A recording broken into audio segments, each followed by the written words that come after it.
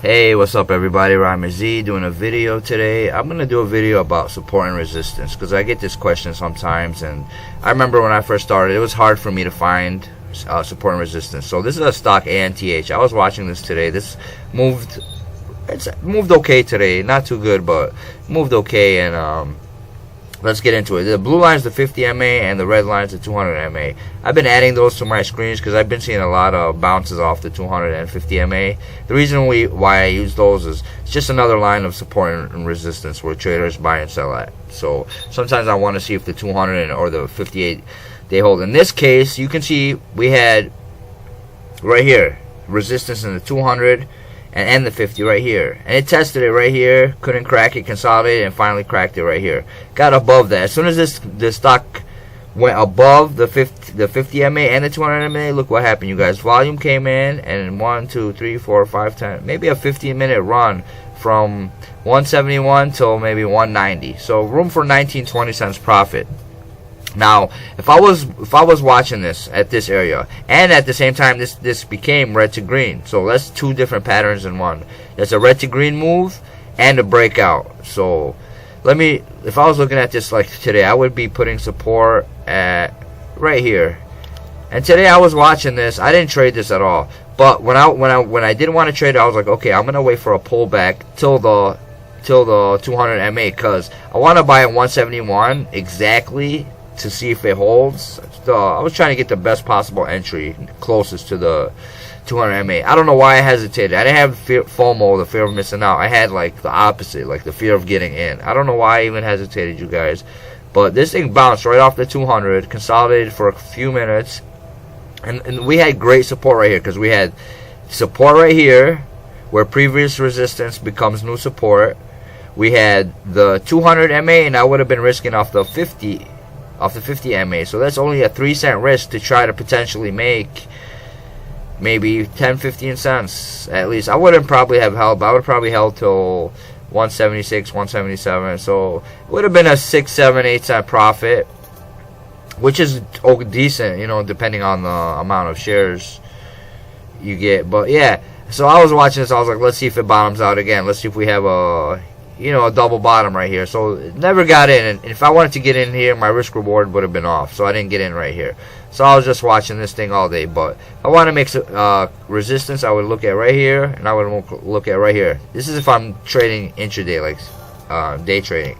Now when I go back, okay, why did it hit 190 and then get stuffed? Let me go back a while. Let's see, you guys, let me zoom in. Look at right here, we have hard resistance right here. Couldn't crack 190. A lot of traders seen this pattern, and I was like, okay, we're gonna have a lot of selling at this area. Look, we have resistance right here, with resistance right here, and resistance right here. So this is almost kind of a triple top. So 1, 2, 3, triple top. So I was watching this thing, I was like, okay, let me just watch it. It might break the $2. We might have a little room for another 20-25 cent profit. So this would be the resistance for the longer run, and this would be support for the longer run right here. If you're, depending on your strategy, if you're day trading or something like that, if you would have caught the U-shaped pattern, look at the U-shaped pattern right here, you guys. I don't know why this thing is doing this, but look at the U-shaped pattern right here, and breaking out. First green day would have been a good buy right here. And then I wouldn't have bought right here because it would have had to test this and that, so the 50 and the 200. But yeah, that's how you make your longer. That's how at least I make my longer support and resistance. This is how you make your. Let me take off these drawings, you guys, just so I can redo them for you guys could see it better. Okay, like I said, this is the 50 and this is the 200. This becomes new support if it'll hold it. If it cracks through the support, it'll go right back down, not knowing where it might hold here, might hold there. We don't know. We'll see what happens.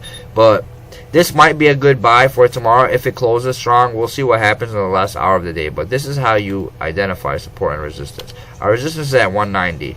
So if I want to buy a break at 190, I know there's going to be a little more resistance in the twos. So I'll be buying at 190 to potentially for a breakout at 2.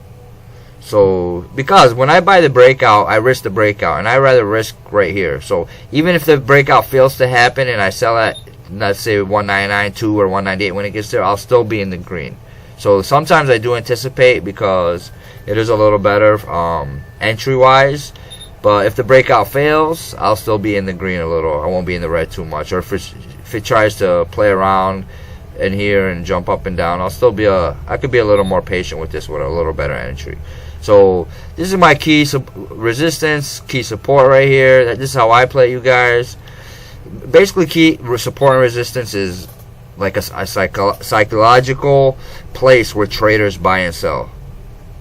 Basically, it's a self-fulfilling prophecy where a lot of traders will see this and come and sell in this area. If we had a lot of buyers come take over this area, we would have had a breakout. But we didn't have any follow-through to break this door. We had more sellers because if this might have been a multi-month breakout, but it wasn't. A lot of people sold. There wasn't that much. I know news came out, but there wasn't that much volume. There was volume, but not enough to push through that 190. Traders recognized the psychological and took advantage of it.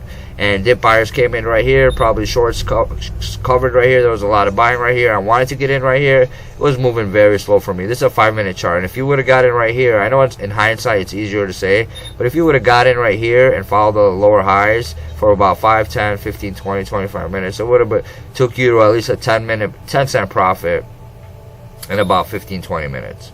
So that's my support. This is my resistance. We have good support right here, very good support. Like I was saying, previous resistance became new support. So that's one type of support. We have the 200 MA, that's another support. We have the 50 MA, that's another support. So very good support right here. So I was waiting for this to get down here, which it never did. So I didn't get in because my risk reward was right.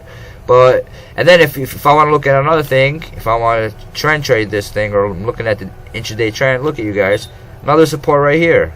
I could have bought right here if I was following the trend, because this actually, people bought this up on the trend line.